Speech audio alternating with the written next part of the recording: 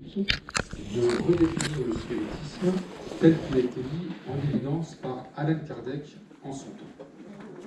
Et deuxièmement, tel que nous le vivons aujourd'hui. Il s'agit donc de faire connaître et reconnaître le travail et les recherches considérables des pionniers du spiritisme qui prouvèrent la survivance de l'âme de 1848 à 1930. Et de faire connaître et reconnaître l'idée spirit en tant que philosophie et science. Mais également de porter à votre connaissance les activités de notre association qui, depuis maintenant 1974, développe et complète cette belle et vraie philosophie. Cela fait donc maintenant plus de 42 ans que notre association reçoit la visite de l'au-delà. Ces milliers de communications ont été possibles et le sont toujours grâce à l'engagement indéfectible et au don de leur personne de Michel Pantin, malheureusement décédé il y a maintenant 9 ans, et de Karine Châtaignier, ici présente dans cette salle, que quelques-uns connaissent bien entendu, tous deux spirites et médiums de cette si belle cause. Oser prétendre et affirmer la survivance de l'âme après la mort, de sa possible manifestation au moyen de diverses médiumnités, oser prétendre et affirmer que le spiritisme est une science d'observation, et que de cette observation en découle une philosophie qui nous apprend à réfléchir sur le sens de la vie et de la destinée. Oser prétendre et affirmer que cette philosophie nous révèle que notre existence spirituelle a un début, mais n'a pas de fin. Que nous suivons un chemin évolutif, en connaissances diverses et en moralité, au travers de la panagénèse, c'est-à-dire dans un cycle de réincarnation multiple, autant sur Terre que sur d'autres sphères. Oser prétendre et affirmer que ces réincarnations sont nécessaires pour toujours et davantage comprendre l'origine de notre monde, pensée et sculptée par une force créatrice et amoureuse qui sans cesse nous appelle et nous interpelle, et que les esprits nomment Dieu. Tel est le but de notre association et ce pourquoi nous avons évidemment plaisir à partager avec vous aujourd'hui. Oui, l'esprit existe au-delà de la matière, et s'il existe au-delà de cette même matière, alors la vie continue au-delà de la mort. Nous, spirites, nous vivons cette réalité et naturellement nous en témoignons. Cet après-midi donc, une conférence qui a été évoquée dans le propos que je viens de tenir, le titre, puisqu'il s'agit du sens de la vie, qui vous est présenté par Emmanuel, dite Manu, et Catherine, et je leur laisse donc vivement la parole.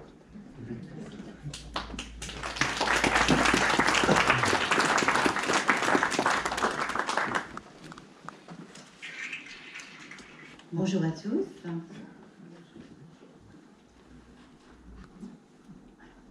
Quel homme, aux heures de silence et de recueillement, n'a jamais interrogé la nature et son propre cœur, leur demandant le secret des choses, le pourquoi de la vie, la raison d'être de l'univers? Qui n'a jamais cherché à connaître ses destinées, à soulever le voile de la mort, à savoir si Dieu est une fiction ou une réalité?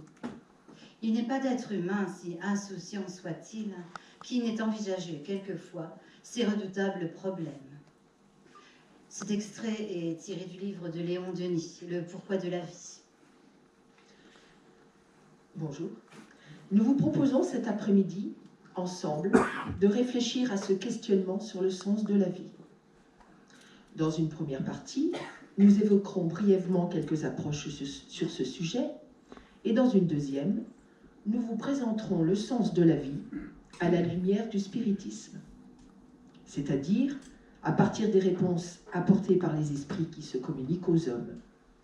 Ce sont celles que l'on peut lire dans un livre écrit en 1857 par Allan Kardec, le livre des esprits. mais aussi celle, plus actuelle, des esprits qui se sont communiqués dans notre association. Donc Alan Kardec est appelé le codificateur du spiritisme. Il a synthétisé un grand nombre de questions posées aux esprits par l'intermédiaire de nombreux médiums et en a fait un livre qui regroupe toutes les lois universelles qui en découlent.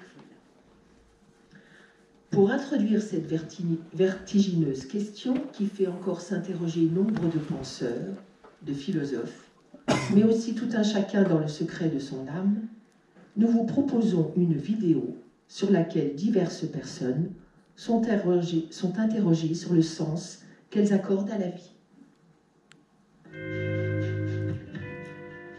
Le sens de la vie, c'est le partage, c'est trouver une harmonie avec soi, la nature, tout ce qui nous entoure, les gens. Le sens de la vie, ça nous permet de faire des erreurs et de les rattraper ensuite. C'est avoir un rôle, jouer le jeu, faire comme si on changeait de vie l'espace d'un instant, pour pouvoir créer une autre histoire. Et montrer que voilà, c'est comme un canif, en fait, il y a plusieurs options. Ouais. Voilà, pour moi, c'est ça, hein, la vie, hein, d'avoir un objectif, d'y aller vers ses objectifs, et puis, d'essayer d'accomplir, au moins, ce rêve, quoi. L'amour. Ouais, tu l'as dit, c'est clair. Ouais. L'amour, l'expérience, l'expérimentation à chaque fois, ne pas avoir peur d'expérimenter les choses. Ouais. Oui. Le sens de la vie, c'est de vivre le jour pour le jour. Et voilà, il n'y a pas grand sens parce qu'on peut vivre aujourd'hui, rien demain. Donc c'est vivre le jour pour le jour. On en profite aujourd'hui. On s'est passé tout à l'heure quand je sors du travail, j'ai un accident. Donc voilà, c'est vivre le jour pour le jour. On est là déjà de passage. On ne sait pas ce que la vie nous réserve. On peut mourir demain, aujourd'hui. Là, peut-être que je peux parler avec vous et avoir un accident plus tard, mais voilà, mais moi, je suis le jour le jour. Quand je me lève, je décide de qu'est-ce que je vais faire. Déjà, je vais travailler. Et ensuite, je vais voir ce que je fais. On est pour mourir. On est sur la terre pour vivre, vraiment vivre. Et Dieu là maintenant sur la terre, d'accord. Mais c'est un combat qu'on doit suivre, c'est un combat qu'on doit mener dans le bon sens. Il faut procréer, il faut avoir des enfants, il faut avoir une continuité. Et puis pour aider, pour aimer, pour partager, voilà.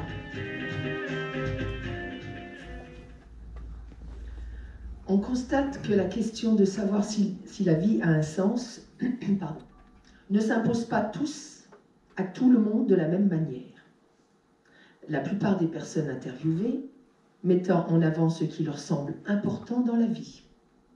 La recherche d'une forme de bonheur, c'est-à-dire celui d'avoir la santé, d'être aimé et d'aimer, de vivre en famille, d'avoir des amis, d'aider les autres. D'autres ne croient pas vraiment au sens de leur vie. Pour nous aider à mieux comprendre, élargissons cette question à tout ce que l'on peut connaître autour de nous et essayons de voir comment d'autres personnes entrevoient leur existence et les priorités qu'ils y donnent. Alors, 2 définitions sont alors nécessaires pour comprendre le sens que nous cherchons. Que signifie l'expression « sens de la vie » et qu'entendons-nous par sens? La première désigne l'interrogation sur l'origine, la nature et la finalité de la vie, ou plus généralement de l'existence, en particulier de l'existence humaine. La seconde connote 2 significations, à savoir le sens comme signification et le sens comme direction. À partir de ces 2 définitions, voyons maintenant les multiples façons de voir les choses, quitte à reprendre ce qui vient d'être dit dans la vidéo que vous venez de voir. Depuis des millénaires, dans toutes les cultures, les hommes se posent la question du pourquoi de la vie. Mais la réponse n'a jamais été unique. Il y a au contraire une grande variété de propositions qui sont même parfois contradictoires. Voyons comment ces différents courants de pensée abordent la question. Certains penseurs non-croyants estiment que chacun doit vivre sa vie en se donnant des objectifs à plus ou moins long terme, comme se trouver une passion et l'exercer, ou bien se fixer des règles de vie et s'y tenir. Pour ceux qui adhèrent à cette façon de penser, les questions qu'ils se posent reviennent régulièrement. Quelle direction je donne à ma vie? Et quels objectifs je me fixe? C'est ainsi que certains vont choisir un métier, une activité qui a du sens à leurs yeux, ou qui vont avoir un mode de vie qui correspond à leurs valeurs. Ce peut être aussi se passionner pour quelque chose, ou avoir un centre d'intérêt pour lequel ils vont y consacrer du temps. D'autres penseurs athées, comme le philosophe et écrivain français Jean-Paul Sartre, pensent qu'il n'y a pas de sens à la vie, mais qu'il est possible malgré tout d'aimer la vie. Sans vraiment réfléchir et s'attarder au pourquoi, les personnes qui se reconnaissent dans cette façon d'envisager leur vie vont alors la vivre intensément, en cherchant à apprendre, à s'investir pour eux-mêmes ou pour les autres, défendre des causes, pratiquer le bénévolat pour apporter leur soutien à une cause qui souvent les touche. Nous retrouvons ici tous ceux que l'on qualifie d'humanistes, ceux qui ont foi en l'homme. Quant aux religions monothéistes, elles proposent aux croyants de se tourner vers le divin et l'au-delà. Ils les invitent à mettre leur vie en accord avec les préceptes enseignés par leur foi. Le croyant fait alors partie d'une communauté qui lui indique le chemin à suivre et un but à atteindre selon sa religion. Croire en l'existence de Dieu, obéir à des rites et croire en une vie meilleure après la mort suffisent pour certaines personnes à trouver du sens à la vie et à les combler. D'autres courants de pensée spiritualistes placent l'individu dans une quête d'épanouissement personnel. Par exemple, le New Age, courant spirituel occidental caractérisé par une approche individuelle de la spiritualité. Ce mouvement de pensée regroupe des croyances de sources diverses et a popularisé en Occident certains thèmes hindouistes en proposant un nirvana, c'est-à-dire une recherche d'un état de sérénité complète.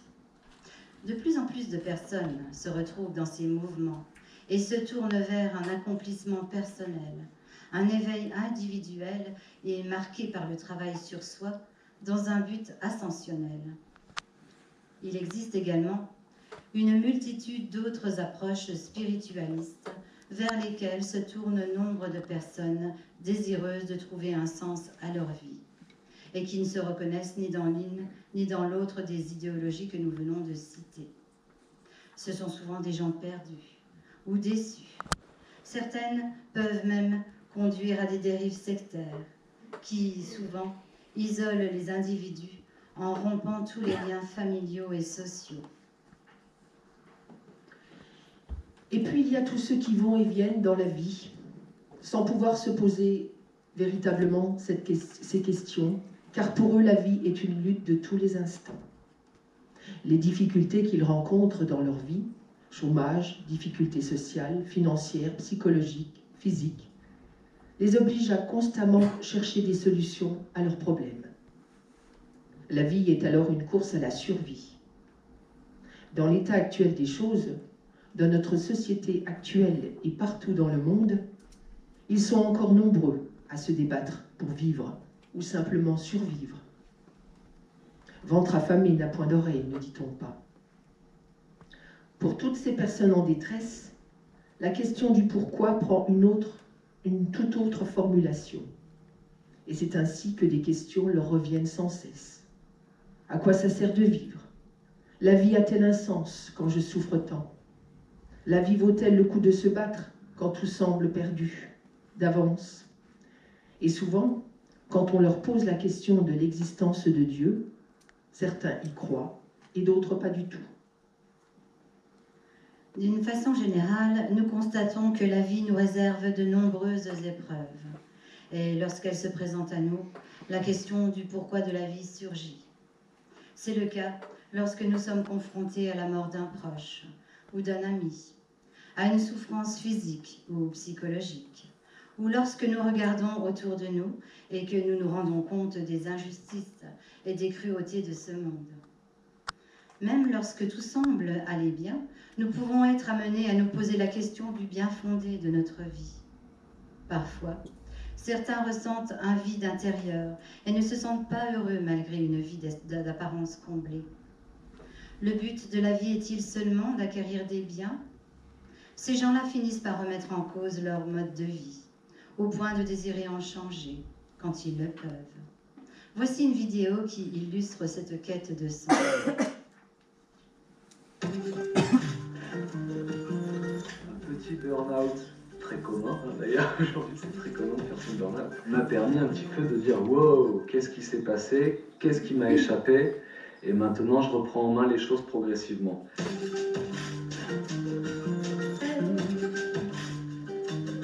J'ai décidé de sortir de la grande entreprise pour reprendre le contrôle sur ma vie, de sortir d'un schéma dans lequel ma satisfaction personnelle était totalement oubliée. Après, en ont découlé plein d'autres réflexions qui m'ont amené à repenser un nouveau métier. Je ne veux pas de métier, je veux un rôle utile pour moi, pour mes enfants et pour les gens autour.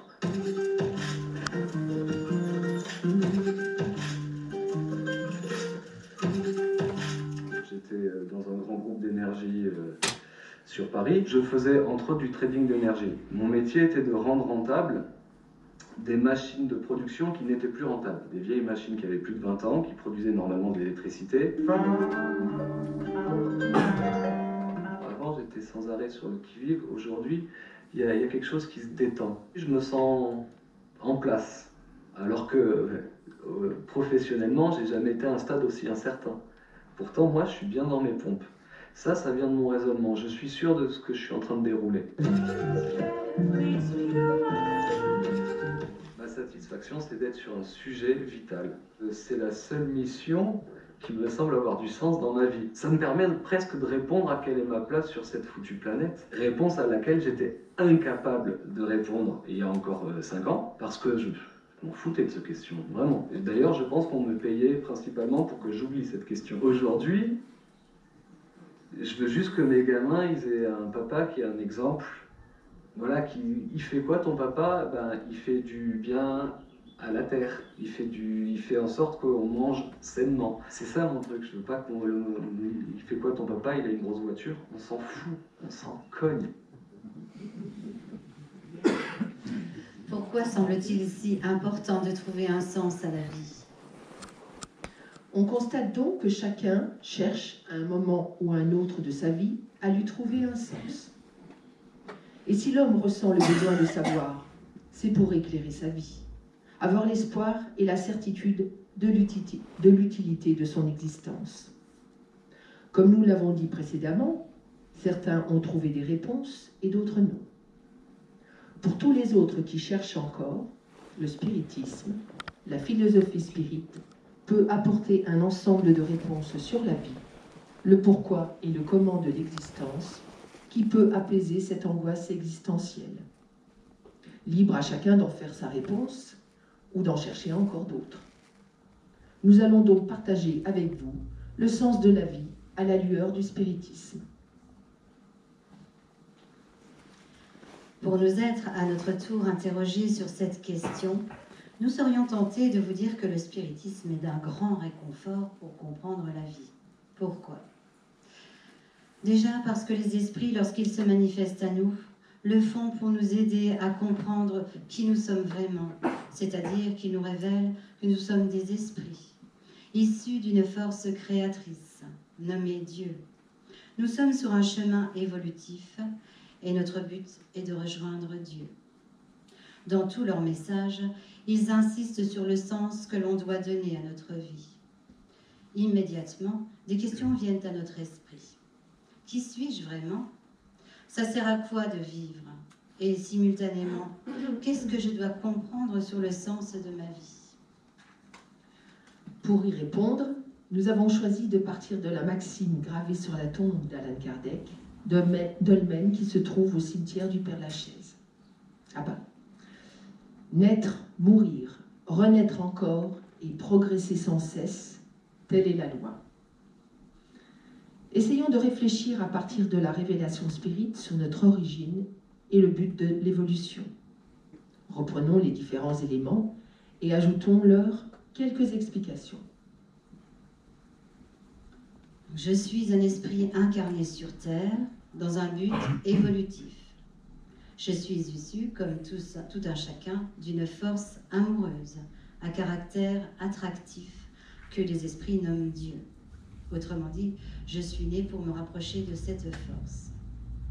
Créé simple et ignorant, je suis en chemin pour évoluer dans ce but. Mais par quel moyen y arriver? Il me faut acquérir le sentiment et la connaissance. Et pour cela, il m'appartient de comprendre le sens à donner à ma vie. Mais comment y parvenir en une seule vie? Il me faudra m'incarner, encore et encore. C'est la loi naturelle de Dieu, qui est incontournable pour tout esprit créé. C'est la loi de la réincarnation. Je sais que je suis un esprit qui connaît de multiples vies physiques. Mais entre chaque vie, qu'est-ce que je fais? En passant le tunnel, je retrouve ma vraie nature spirituelle dans l'au-delà. Et là, je continue d'apprendre, de comprendre et d'évoluer. Je fais un bilan sur ma vie et je réfléchis à ma vie future. Mais je sais aussi que mes progrès me seront profitables dans la vie physique.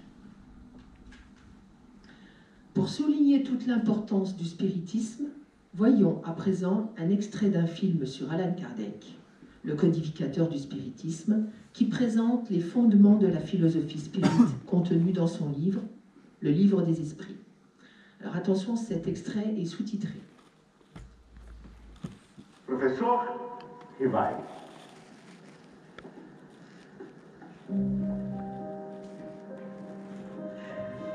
O espírito da verdade tem razão. Estamos diante de uma nova e definitiva revolução. Não nascemos condenados em contagem regressiva para o túmulo. Nascemos e renascemos sem cessar,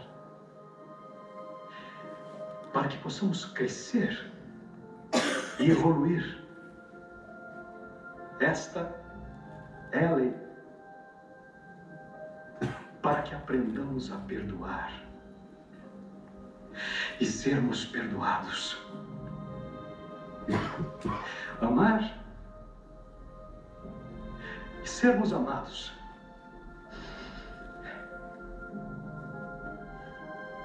Madame Pleine-Maison, Mademoiselle Jaffé, Caroline, Julie, e a todos que me ajudaram neste trabalho, eis aqui o resultado. O Livro dos Espíritos.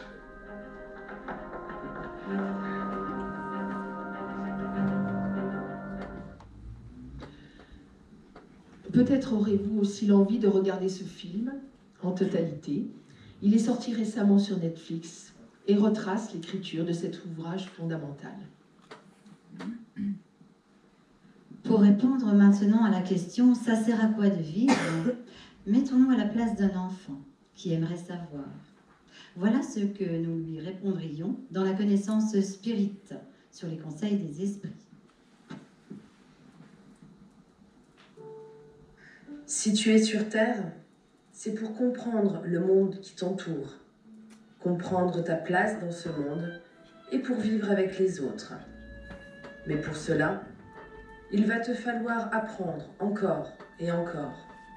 Ensuite, parce que tu ne peux pas tout comprendre et tout faire en une seule vie, il te faudra beaucoup d'expérience.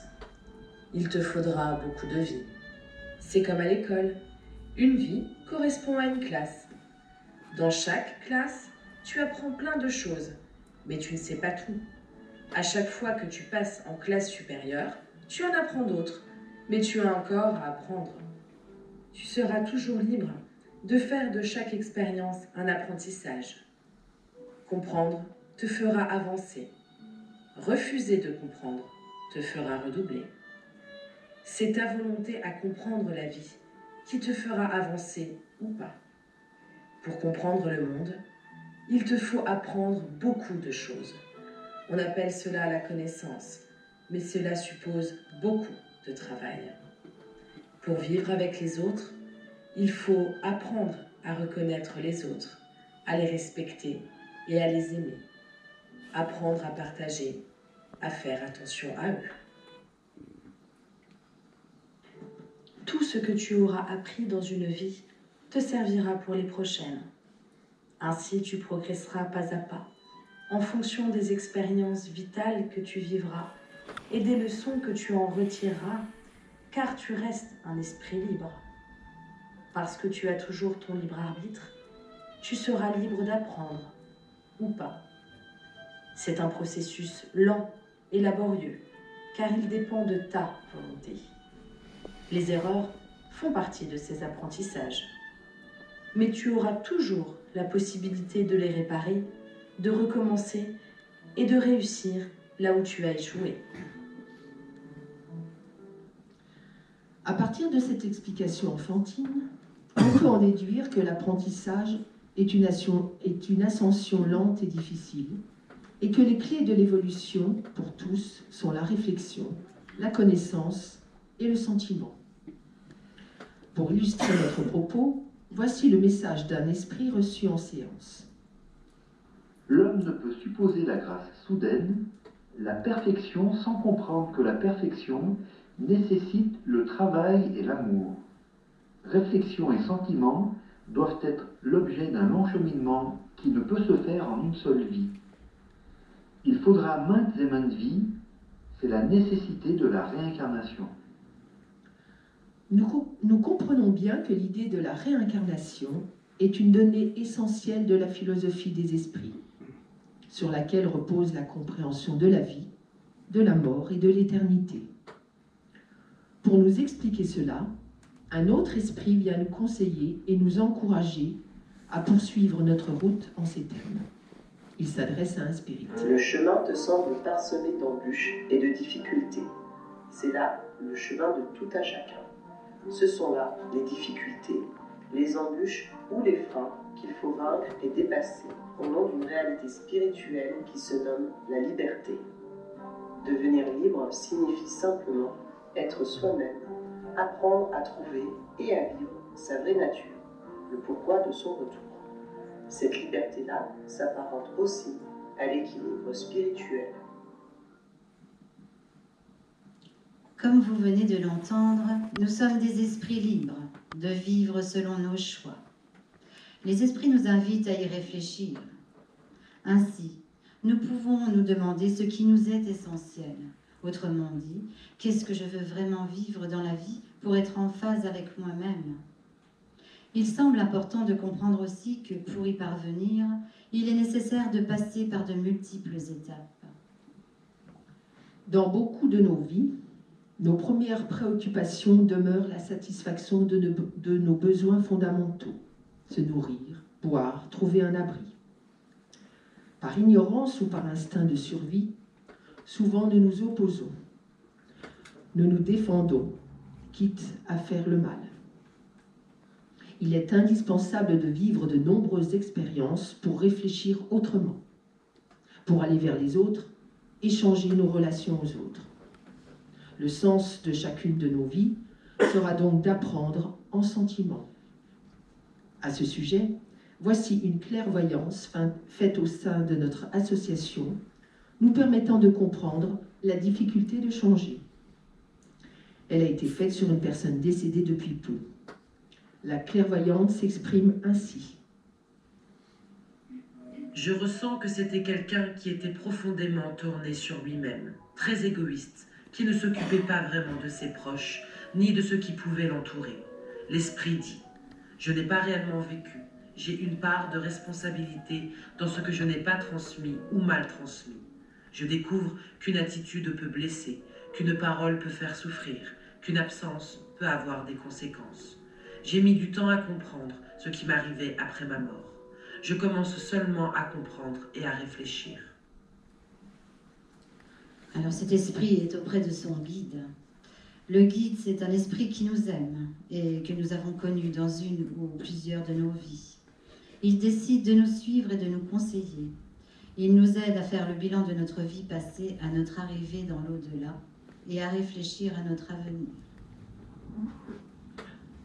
Le sens de notre vie présente est donc de tenter de s'améliorer, vaincre ses défauts pour avancer dans la pratique du bien envers autrui.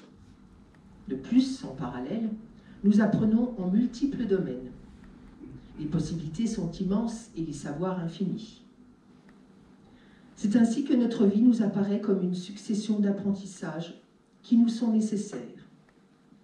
À l'image de l'enfant qui revient, nous recommençons, nous réapprenons par la répétition des expériences vitales. Mais nous acquérons aussi de nouvelles connaissances. Une vie simplement consacrée à s'occuper de ses enfants, une vie où l'on fait vivre sa famille par son labeur, aura son importance. D'autres façons d'apprendre nous serviront aussi à grandir en connaissances, comme par exemple étudier la musique, partir à la découverte d'un peuple, étudier la vie d'un animal, ou comprendre un phénomène naturel, faire une découverte scientifique, ou participer à la vie de la société en faisant de la politique, ou autre. La liste n'est pas exhaustive.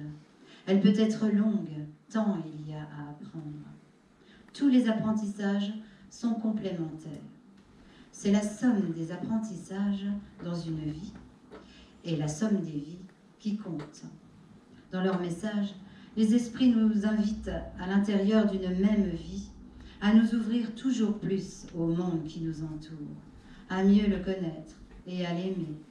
Progresser sans cesse, nous dit la maxime. On peut en déduire que toute vie est importante, qu'il n'y a pas de vie inutile et qu'on apprend toujours, même dans les erreurs. Que ce soit dans notre relation aux autres comme d'un point de vue intellectuel. De plus, dans cette acquisition des savoirs, comme le dit M. Kardec dans l'extrait du film que vous venez de voir, nous apprendrons à pardonner et à être pardonnés, à aimer et à être aimés.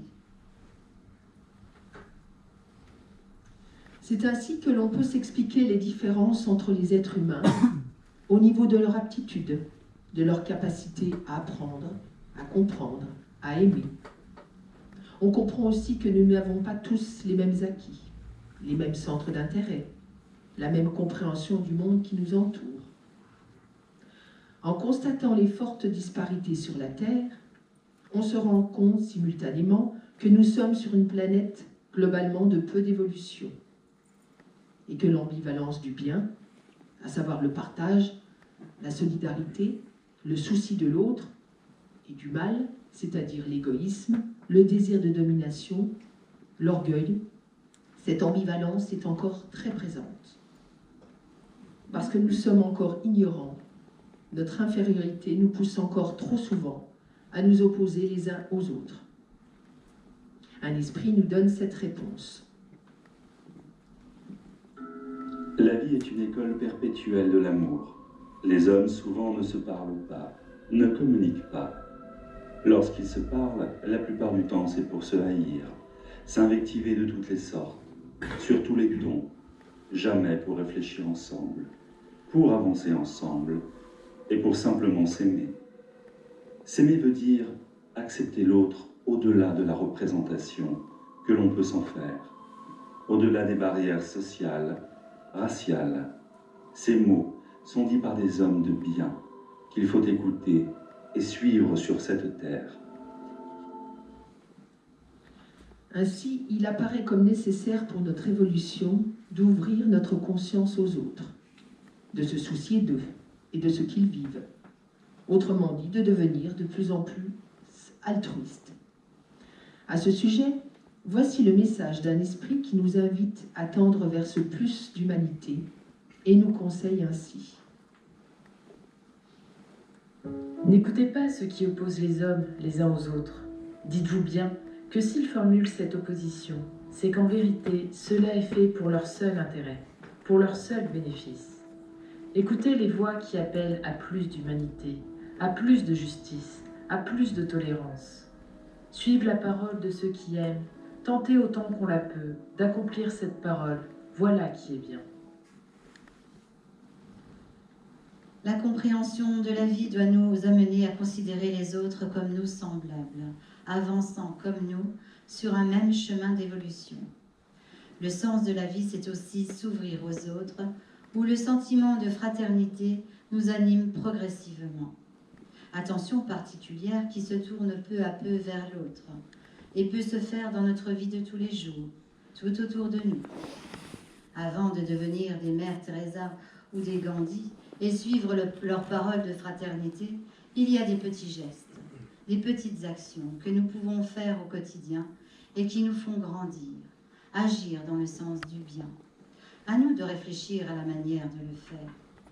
Les nombreuses personnes s'engageant dans le bénévolat en sont une preuve. Et nous, spirites, à quoi nous invitent les esprits? Ils nous encouragent à l'action, par la participation active au travers de chaînes de pensée et de prière, et par notre implication dans la transformation de nos sociétés. Comme par exemple, aider les esprits à rejoindre leur au-delà, soulager des personnes souffrantes, prier pour la paix, combattre les racismes et injustices, agir par la pensée pour l'équilibre de la planète. Les esprits nous enseignent que notre bonheur ne peut se concevoir sans celui des autres. Nous sommes tous incarnés sur la même planète et nos destins sont liés. À l'heure actuelle, la crise écologique nous fait prendre conscience de la nécessité d'agir tous ensemble pour parvenir à résoudre les problèmes qui se posent à l'humanité tout entière. L'urgence climatique, la protection de la nature illustrent cette nécessité de conjuguer nos efforts pour la survie de l'humanité. Il en est de même dans tout domaine qui vise à la construction d'une société plus juste, à dimension planétaire. Ainsi, le destin de chacun est lié au destin des autres. En cela, nous parlons d'évolution collective. Selon nos moyens, selon notre niveau de conscience et nos possibilités d'action, chacun d'entre nous peut apporter sa contribution au progrès commun. Dans cette perspective, nous sommes responsables les uns des autres. Nous agissons les uns avec les autres, mais aussi les uns pour les autres. Le mot solidarité prend alors toute sa dimension. Ceux dont les besoins vitaux sont assurés peuvent agir pour concourir à améliorer la vie des autres, de tous les autres, société, droits humains, nature, animaux. La tâche est immense, mais tout demeure toujours possible. N'est-ce pas le sens même de l'évolution? Aller vers le mieux, le bien, le juste. Là encore, les exemples sont nombreux, et ce dans tous les domaines et de tout temps. On remarque ces consciences éclairées, parce qu'elles en sont là de leur évolution, à nous indiquer la voie à suivre, les combats à mener, les choses à changer. Que ce soit la jeunesse de Greta Thunberg pour le climat, L214 pour les animaux, les sauveteurs des migrants, les altermondialistes, les ONG, les écologistes, les syndicalistes, les découvreurs scientifiques, les artistes, tous, à leur niveau, participent de l'évolution globale de notre planète. Toutes ces luttes sont complémentaires. Le sens de la vie, c'est apporter sa pierre à l'édifice, participer au bien commun, participer à la construction d'un monde de paix plus juste, plus beau. Encore faudrait-il que les hommes puissent oser et prendre le temps de communiquer entre eux. Un esprit vient nous proposer ce possible. Imaginez dans votre monde contemporain, dans vos villes et dans vos bureaux, la cadence s'arrêter brutalement, les regards s'échanger, et les uns les autres parlant de la vie, du sens de la vie, de la question de leur présence, de la question de vos présences, du pourquoi vivre ensemble, ici et maintenant. Imaginez la philosophie dans la rue. Il faudrait que, de temps en temps, les avions ne décollent plus, les trains s'arrêtent, et les automobiles stoppent. Il faudrait que, de temps en temps, le silence des techniques se fasse au profit de la parole des hommes, qui, quelquefois, ne savent plus qui ils sont, victimes de ce qu'ils ont eux-mêmes créé. Il est temps que l'amour rejoigne l'intellect. Il est temps qu'il communie avec la réflexion. Alors, naturellement, reviendra le chemin de l'évolution pour le bonheur de tous. Prendre notre part à changer la société nous fait évoluer personnellement aussi. Il n'y a pas de petite action. Tout est estimable et chacun peut le faire suivant ses possibilités. Ne lit-on pas dans la Convention des droits de l'homme de 1793 « Le but de la société est le bonheur commun ». Nous savons aussi que nous nous réincarnerons sur cette planète et que nous bénéficierons des bienfaits de ceux qui, avant nous, ont lutté pour un monde meilleur. Aider l'autre, c'est s'aider soi-même. Cela nous fait penser à un conte, celui du colibri, que nous désirons partager avec vous. Alors qu'un feu dévore la forêt amazonienne, terrifiés, tous les animaux s'enfuient. Tous, sauf le petit colibri, qui va chercher quelques gouttes d'eau dans son bec, pour les verser sur le feu, puis recommence. Un tatou lui dit « Que fais-tu, colibri?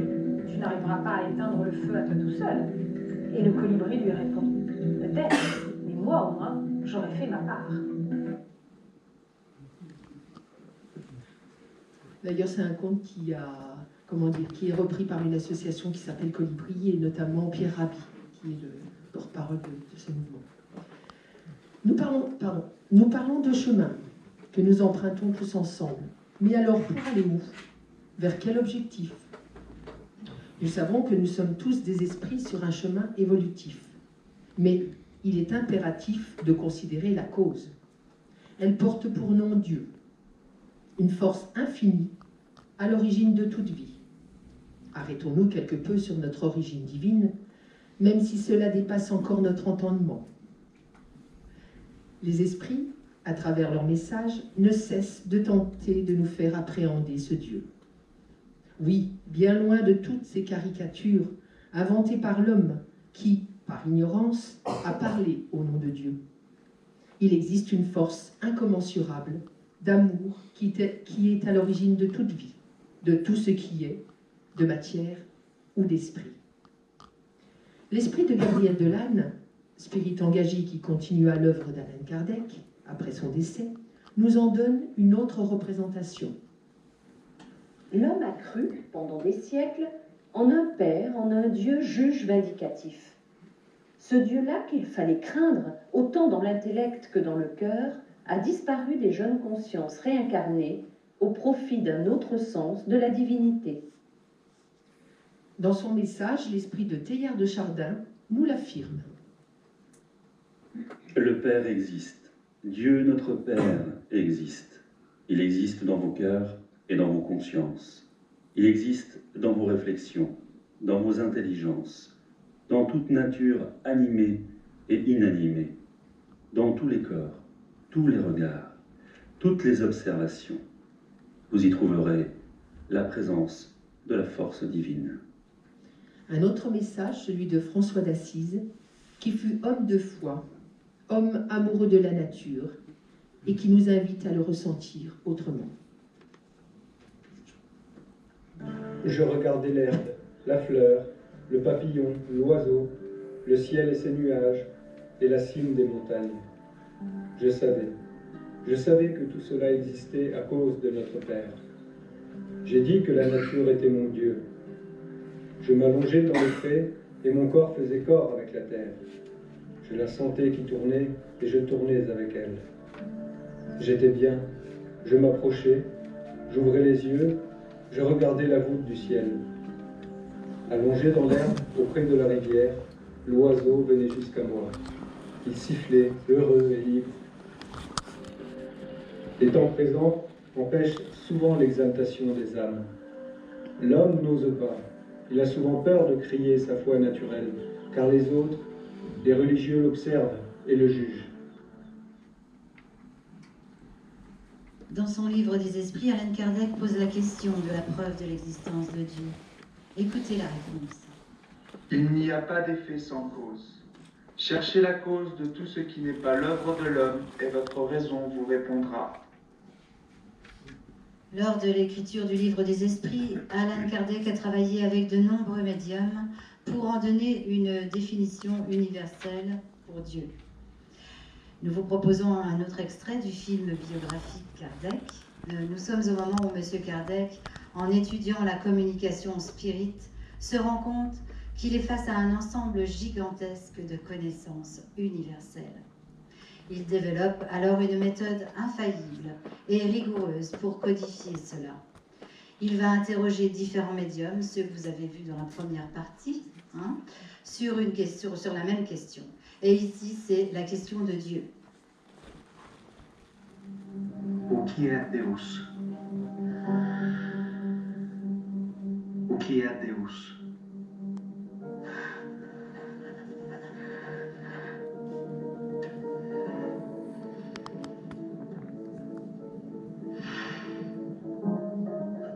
Eu tenho encontrado diversos indivíduos que têm demonstrado aptidão para servirem de intermediários, e as respostas têm sido bem interessantes. A inteligência suprema. Causa primeira de todas as coisas. Deus é a inteligência suprema. Causa primária de todas as coisas. De uma médium em Bruxelas. Deus é a causa criadora de tudo, uma inteligência amorosa e suprema. De Nantes. Além de ser amor, Deus é inteligência em sua consciência expandida. Essa inteligência leva ao amor supremo. Estamos diante de um conhecimento capaz de mudar tudo.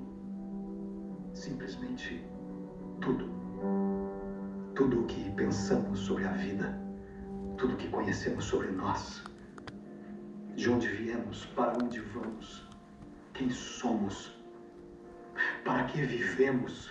Um tesouro a ser codificado. A vida dos espíritos.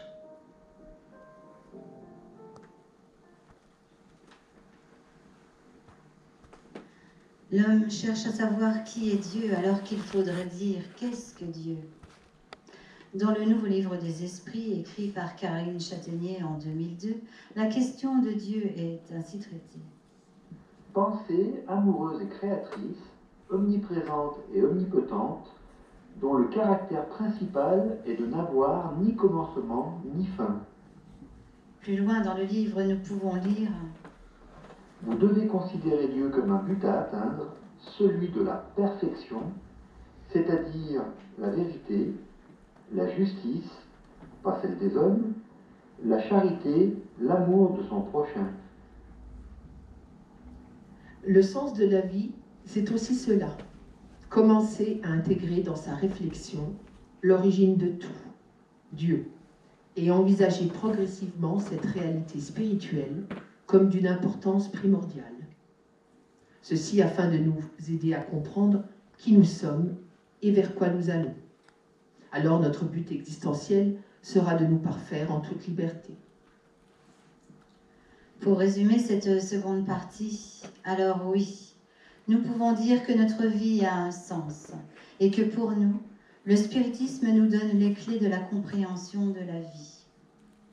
Ils sont nombreux les esprits à se manifester et à clamer leur survivance et à nous transmettre l'espoir du changement, l'espoir d'un monde meilleur. Ils nous enseignent l'évolution possible pour chacun de nous, mais également l'évolution globale de notre planète. Et nous savons que chacun peut y prendre sa part. Parmi les esprits qui nous instruisent, il en est un qui fut l'exemple à suivre dans son engagement de spirit et de médium. Durant plus de 35 ans, Toute sa vie de spirit, il s'est consacré à défendre le spiritisme kardéciste dans notre association, aux côtés d'autres spirites. Nous voulons parler de Michel Pantin. Depuis son au-delà, il continue son combat auprès des hommes et nous livre sa réflexion pour nous, qu'il a connu et aimé, qu'il guide amoureusement, mais plus encore pour la cause qui lui est chère et qui s'adresse à vous tous. En voici un extrait. N'oubliez pas d'aimer, n'oubliez pas de donner, n'oubliez pas de vivre. Ce spiritisme vous porte vers demain, car demain pour tous, c'est la vie qui continue à l'intérieur de la société des hommes, société inégale, injuste, où le dieu argent a supplanté l'or de la pensée divine. La philosophie spirite contient toutes les réponses à l'iniquité humaine et sociale, individuelle et collective. Mais alors, lorsque cette réponse devient une certitude, elle bouleverse notre conception de la vie et nous réalisons que ce n'est que le commencement pour nous. Le commencement d'une autre façon de voir la vie et de faire des choix.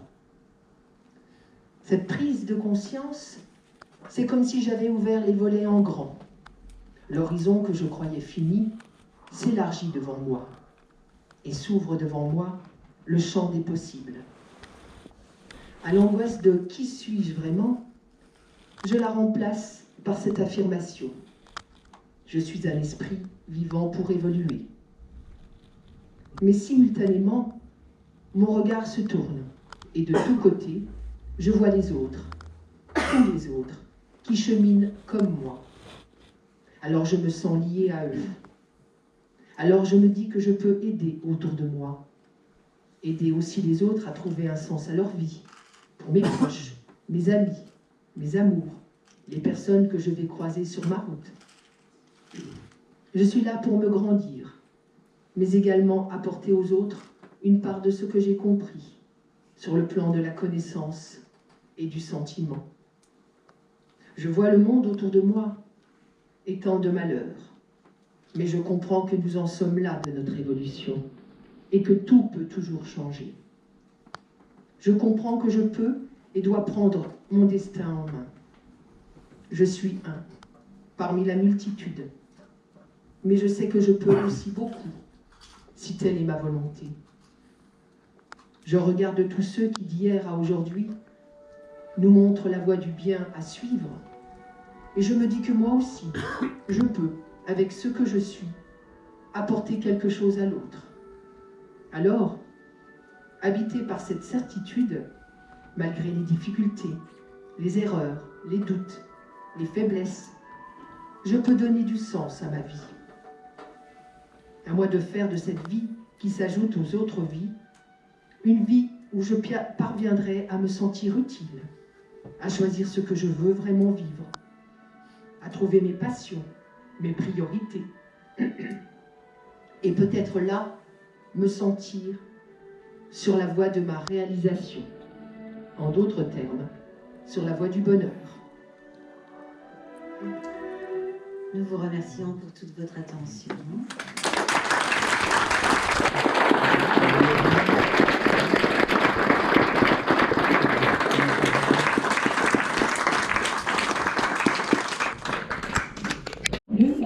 Mais c'est pas grave, j'ai été, ça a permis effectivement de faire plaisir. Je ne suis pas matérialiste, heureusement.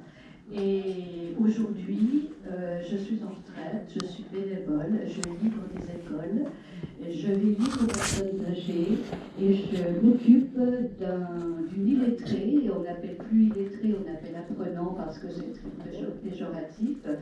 Et je vais aider cette personne à accomplir son projet et j'en suis vraiment heureuse. Et je continue autour de moi à faire rire.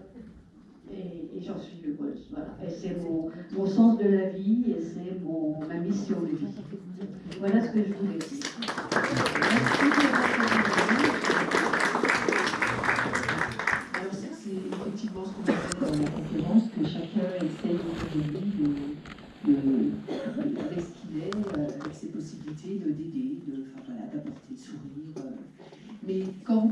mission, on est tous, comment dire, en se réincarnant sur la planète Terre, on est tous, notre mission première, c'est d'évoluer.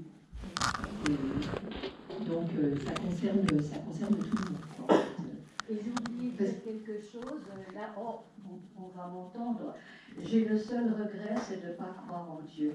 Je crois aux esprits, je crois à mes protecteurs, je crois à mon guide, mais j'ai vraiment du mal à croire en Dieu et ça me peine parce que j'ai pas la foi et j'aimerais bien avoir la foi. Voilà. Mais je n'y peux rien, je ne peux pas. Alors, c'est vrai qu'il est certain qu'on a tous été certainement confrontés à cette difficulté à croire en Dieu parce que par rapport à tout ce qu'on nous a enseigné sur Dieu et comment dire, quand les esprits se manifestent, ils ne cessent de nous interpeller sur ce Dieu, sur cette force causale qu'on a vraiment du mal encore à appréhender effectivement, mais c'est progressif ça. Et peut-être que cette vie-ci, vous l'avez certainement d'ailleurs peut-être au fond de vous, puisque de toute façon, comme on est créé par cette force, comment dire, nos premières vies, on refuse elle devient dans notre inconscient, on refoule cette cause divine. Et tout le cheminement de nos vies sera effectivement de prendre conscience progressivement de cette force causale qui est à l'origine de nos vies. Mais je ne la refoule pas. J'aimerais avoir la foi, je ne la refoule pas, mais je n'y arrive pas. Ben alors, petit à petit, c'est-à-dire que si c'est pas cette vie-ci, les vies suivantes, vous aurez une ouverture. Voilà, tout ça, c'est progressif, quoi. C'est comme ouverture au Dieu, ouverture à Dieu, c'est pareil. Moi, si je peux rajouter quelque chose, c'est que la compréhension de Dieu, ça nous dépasse peut-être actuellement, mais comme on l'a dit dans la conférence, on peut aussi le redécouvrir dans la nature, on peut le redécouvrir eh bien, auprès des personnes qui, eux, œuvrent pour le bien de l'humanité aussi. Hein. Et aussi, quand on parle de la réincarnation, eh bien, on ne peut que penser à la justice divine, parce que c'est grâce à Dieu que on a cette possibilité-là, se réincarner, parce qu'il nous laisse eh bien, la possibilité de nous racheter, la possibilité de recommencer quelque chose qu'on n'a pas pu faire ou qui a été interrompu. Ça fait partie aussi de la croyance en Dieu. C'est peut-être ça qui nous bloque souvent, c'est de se dire, mais si Dieu a créé tout ça, pourquoi la souffrance, pourquoi, etc. Mais on a essayé dans la conférence de vous montrer qu'en fait, nous sommes créés simples et ignorants au début, et qu'on est des êtres libres. Donc, nos premières vies, et même les suivantes, on va beaucoup faire d'erreurs, on est ignorant, donc quand on est ignorant, on fait souvent le mal. Et donc, en étant ces êtres libres-là, on est libre de faire le bien, de faire le mal, et on s'en aperçoit sur la planète Terre, cette ambivalence du bien et du mal, parce que nous sommes des êtres libres. Et on va à ce compte-là ne pas mettre la faute sur Dieu, c'est-à-dire en disant c'est Dieu qui nous punit, c'est Dieu qui nous inflige ces épreuves. Il nous a créés libres, on chemine, ça met du temps, c'est lent, mais on sait qu'on va progressivement comprendre, progressivement se tourner vers les autres, le comprendre, et que par ignorance on faisait le mal, et que progressivement s'apercevra que il s'agit de faire le bien et que... Mais, pourquoi la création? Pourquoi Dieu crée? Oui. Ah, ça c'est quelque chose à notre niveau qu'on n'est pas... Ne croyez-vous pas que l'esprit humain ne pourra jamais appréhender ce qu'est Dieu exactement? À l'heure actuelle, oui, sur notre planète, c'est difficile pour nous de comprendre quelque chose qui nous dépasse. Hein. Et quand on lit les réponses données dans le livre des esprits, ils nous disent que notre vocabulaire n'est pas suffisamment large pour pouvoir l'expliquer. Mais on peut reconnaître, enfin comme je le disais tout à l'heure, on peut reconnaître Dieu dans les actions qui sont faites autour de nous. C'est dans ce qu'on peut observer aussi tout autour de nous, au niveau de l'univers, au niveau de la stabilité de l'univers, tout ça, c'est la logique. Oui, tout à fait d'accord. Pour appréhender plus précisément, non, mais on n'est pas en capacité. Nous resterons toujours sur le plan spirituel. Nous n'irons jamais sur le divin. Alors, si on réfléchit comme ça veut dire qu'on ne progresse pas. Qu'on ne progresse pas, alors qu'on vient de dire tout au long de la conférence qu'on est là pour apprendre à aimer, à progresser en connaissance, en sentiment. Mais la progression, elle se fait petit à petit, elle est lente, elle est longue, elle est difficile. Sur la planète Terre, ce sera peut-être un peu compliqué, hein, quoique il y a des personnes qui s'en approchent de plus en plus. Maintenant, si on considère l'évolution dans les univers, eh bien, on peut peut-être aussi espérer qu'un jour, on s'en approchera parce qu'il y a des planètes plus évoluées sur lesquelles on pourra peut-être un peu mieux comprendre les questions. L'idée de Dieu, madame ou monsieur, je ne sais plus qui a posé la question, c'était plusieurs à intervenir. L'idée de Dieu est incluse dans toute l'histoire de l'humanité. Si nous remontons très loin dans l'histoire de l'humanité, dans le questionnement des hommes primitifs, les questions ont toujours été tournées vers cet infini et vers cette question du sens de la vie et d'où vient-on, etc., même si ce n'était pas formulé d'une manière aussi précise et intelligente que nous. Ça veut donc dire que dans l'histoire de l'homme et de la création de la Terre, cette idée est incluse. Elle est devenue évidemment différentes religions, différentes formes de pensée, de philosophie. Mais quelque chose qui existe ne perdure pas pendant des millénaires. Il faut donc que tôt ou tard, l'homme, la femme, nous, vous, les autres, nous nous posions cette question et qui plus est, tout le monde se pose la question.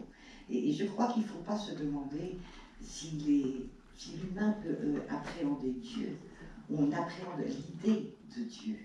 Dans la mesure où elle est incluse dans notre concept intellectuel et culturel. Appréhender l'idée, ce ne veut pas dire connaître Dieu, parce que nous serions peut-être trop présomptueux si nous essayions de le connaître. Mais accepter l'idée de Dieu, pour répondre aussi à vous, madame, ça donne encore plus de force dans l'amour que l'on peut dispenser aux autres. C'est au nom de ce Père Créateur, on ne fait pas le Dieu des religions, mais on respecte le Dieu des religions, parce qu'il y a des personnes religieuses qui pratiquent et qui ont une idée de Dieu et qui donnent, qui dispensent le bien autour d'elles par rapport à cette certitude de la pensée divine et d'une force créatrice. C'est pas trop compliqué, je crois qu'il ne faut pas qu'on essaie d'aller trop loin en philosophie pour essayer de comprendre l'idée de Dieu. Je crois qu'en même temps, tous les philosophes y sont perdus et sont restés dans deux camps d'existentialisme à caractère spiritualisme ou à caractère matérialiste. Alors nous, spirites, bien évidemment, et d'autres, fort heureusement, croient à l'idée d'une force causale et nous essayons progressivement de l'inclure en notre pensée et en nos actes. Voilà ce que je voulais rajouter. Merci, Dieu, peut-être. Est-ce que Dieu est un esprit? Non. C'est une force. Là, si vous posez des questions trop à l'image de notre corps, de notre individualisme, de notre individualité, il faut qu'on soit humble. Je ne peux pas philosopher sur Dieu. Je peux dire en toute sincérité, avec grande force, avec mes amis et vous, sans vous toutes, nombreux dans ce public, je crois en Dieu. C'est une forme de credo. Je pense, je sais que Dieu existe. Alors je le sais d'autant plus, pas que les esprits d'hier à aujourd'hui, depuis la codification spirite mise en évidence par M. Kardec, dans tous les ouvrages de M. Kardec, dans tous les messages que nous recevons depuis 45 ans, tous les esprits, quels qu'ils soient, du plus humble au plus savant, nous parlent de l'idée de Dieu, et évidemment, Adéard de Chardin, qui a travaillé sur la pensée de Dieu, nous parle de Dieu. Mais l'idée existe, sans pour autant le personnifier. Ça dépend aussi des études qu'ont fait les philosophes du passé. Ceux qui se sont penchés sur la question de Dieu, ils sont nombreux, pour nous dire tous, Dieu existe. Alors, en ce sens, le spiritisme peut permettre, parce qu'on a connu aussi des spirites, moi je veux bien croire aux esprits, mais Dieu, Non, on ne touche pas Dieu parce que voilà, on a moins d'explications rationnelles pour définir Dieu se manifeste. Et cependant, avec toi, Michel, il y a un monsieur Welch qui dit je communique avec Dieu. Pourquoi pas? Si par la pensée, je reçois pas, mais quand on lui fait dire quand même dans un livre des choses un peu absurdes et terre à terre, ça ne me convient plus très bien, mais chacun est libre dans sa quête et dans sa relation à autrui. Je préfère les réaffirmer, je communique avec les esprits.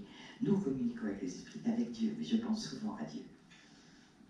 Il est inclus dans nos prières, dans les délivrances, dans tout ce qu'il y a à faire. Et si vous mettez un petit grain de Dieu dans vos pensées amoureuses et votre sourire tous les jours, vous serez encore plus rayonnant.